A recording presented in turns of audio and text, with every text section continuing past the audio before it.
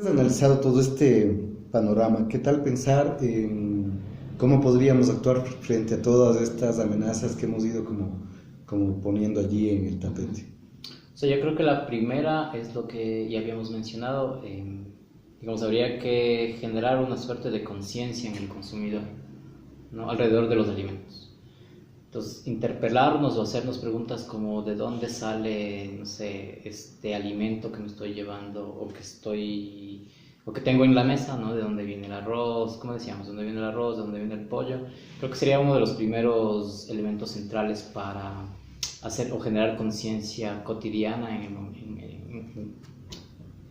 en la alimentación familiar, ¿no? Uno. La otra, yo creo que el tema de la alimentación no lo puedes hacer solo, digamos, no es una decisión individual, sino que es una decisión colectiva, ¿no? Para poderte alimentar necesitas que alguien produzca los alimentos. Entonces, el reconocimiento del otro, de quien está produciendo, también es importante en el momento de tomar la decisión acerca de qué es lo que consumes o el consumo familiar, ¿no? Sí, creo que esas dos cosas te llevan a lo que decíamos es generar una suerte de movimiento de consumo consciente alrededor de la alimentación, sobre todo en fechas tan importantes como esta de la Navidad, es decir, cuando estés comiendo el pavo, no es para amargarte la noche, pero pregúntate de dónde viene el pavo, y cómo fue hecho, ¿no? Bueno, a lo mejor esta Navidad pasa, pero ya pensamos para la cena del Año Nuevo, ¿no? Ya, pues a lo mejor tenemos otra alternativa. Una cosa, ¿qué está pasando con la alimentación frente a los temas de lo que necesitamos en realidad como parte de nuestra dieta? Es decir, somos un país productor de gran cantidad de frutas, prácticamente todo el tiempo encuentras frutas, pero no están incluidas en la dieta. La dieta, claro. O sea, es que hay una estandarización de la dieta también, ¿no? Es como decíamos, ahora comes pollo todo el tiempo, comes carne o comes arroz con huevo, digamos, es como... Pero eso te lleva al médico, y el médico, ¿qué es lo que te dice? ¿No?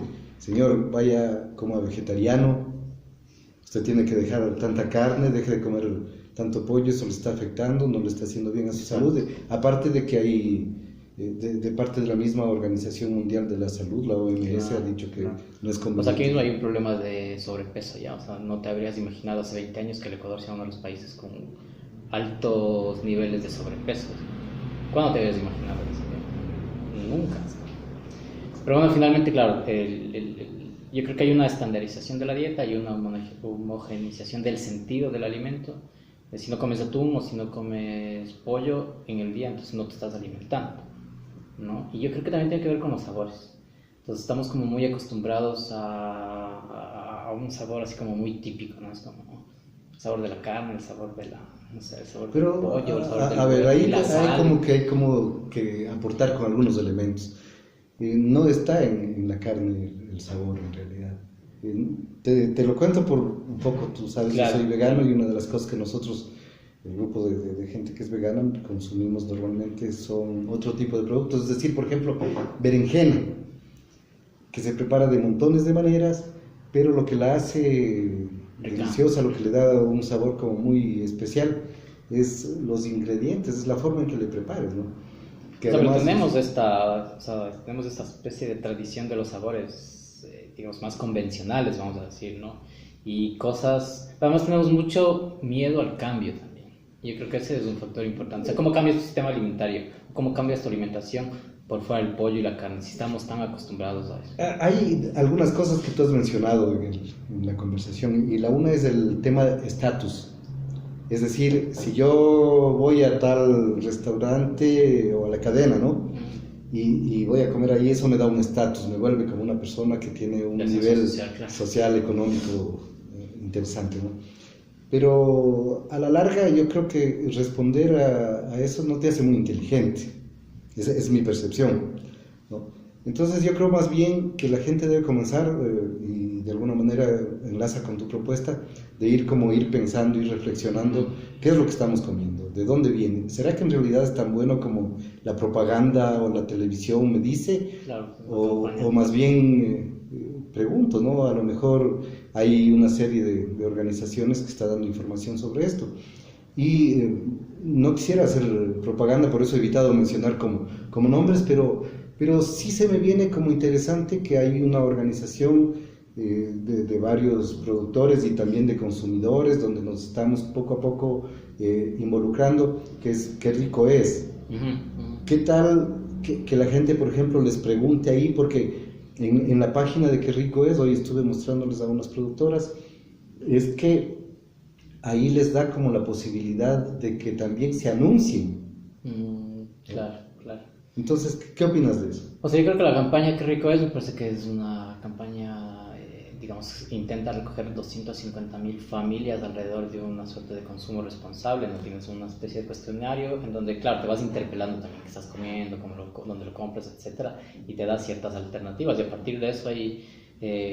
creo que hay enlaces y conexiones sumamente importantes con chefs, por ejemplo, ¿no? O con cocineros, con como Esteban, se dice, ¿no? Con Esteban Tapia, que me parece que es como un buen referente. Un muy buen referente, pero hay muchas otras más experiencias, ¿no?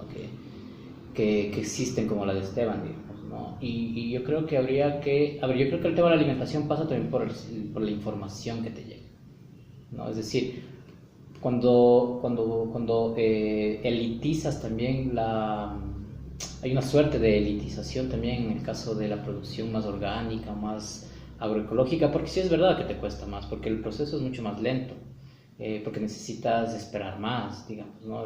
Y sí te cuesta más, y habría que reconocer el trabajo de los pequeños productores o de los campesinos y valorizar también económicamente eso, ¿no? Por un lado. Pero sí hay una especie de acceso a la información diferente sobre el tema alimentario, porque nosotros podemos criticar cómo nosotros nos alimentamos y podemos decir, hay gente que se alimenta sumamente mal y tú lo puedes ver dónde están los mayores niveles de obesidad o los mayores niveles de desnutrición, y puede ser una distinción de clase también.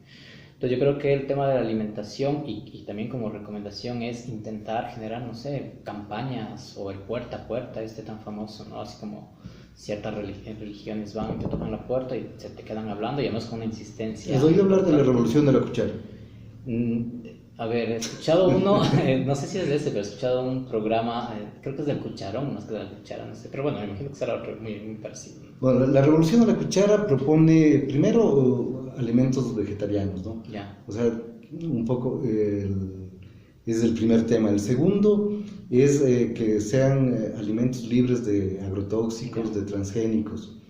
El tercero está acuda a los productores locales, o sea, menos cuestiones importadas. O sea, de alguna manera es como identificarle con consumo inteligente, es como lo hemos llamado.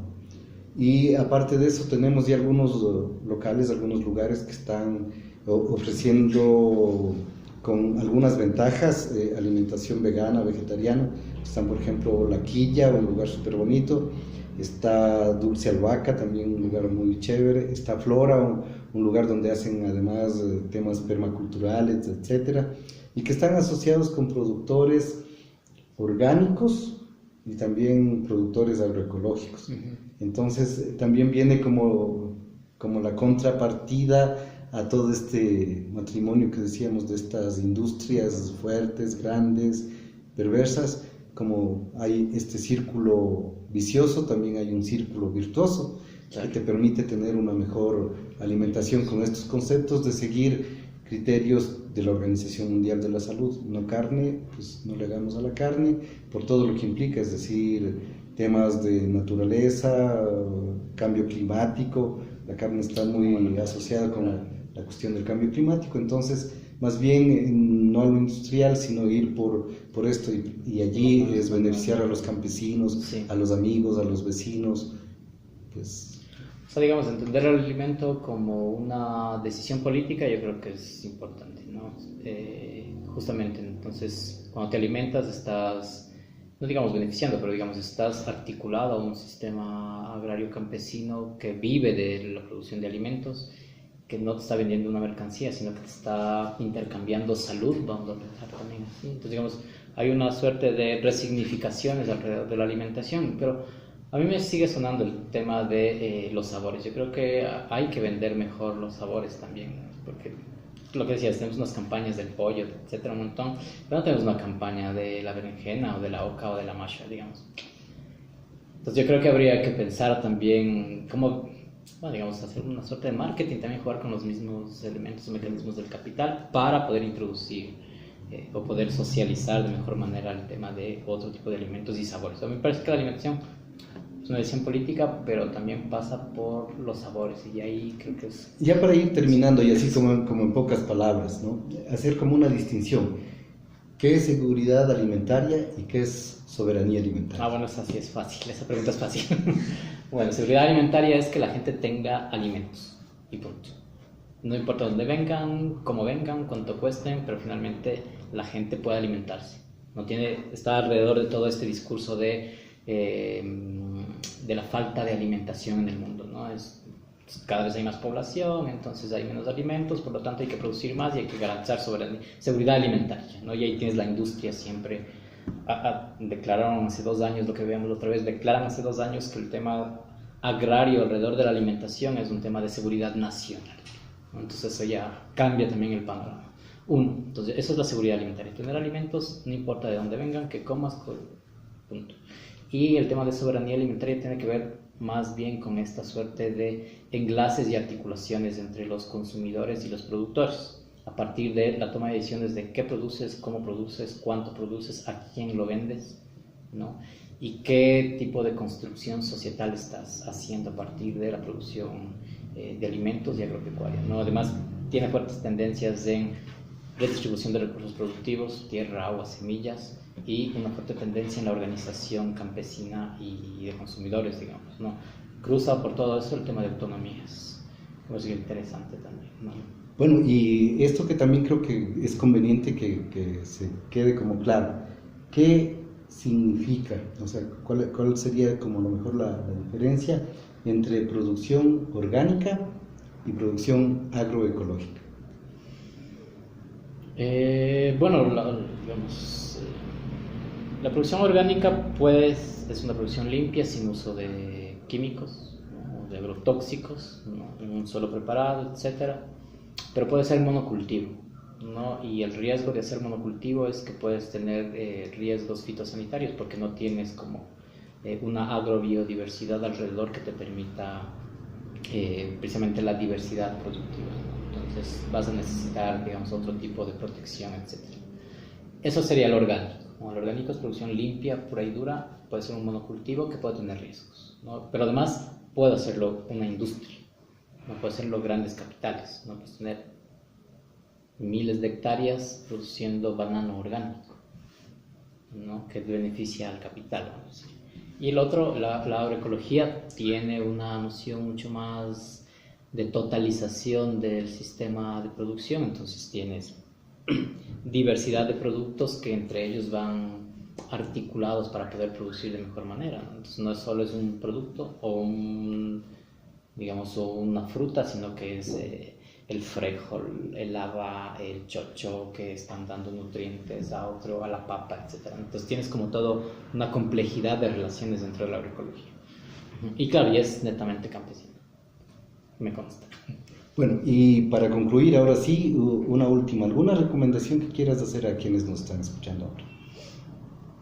Pues nada, cada vez que, digamos, en estas navidades, denle un buen abrazo a sus familiares y pregúntense de dónde salen los alimentos, ¿no? Yo creo que esa es la recomendación navideña que puedo dar.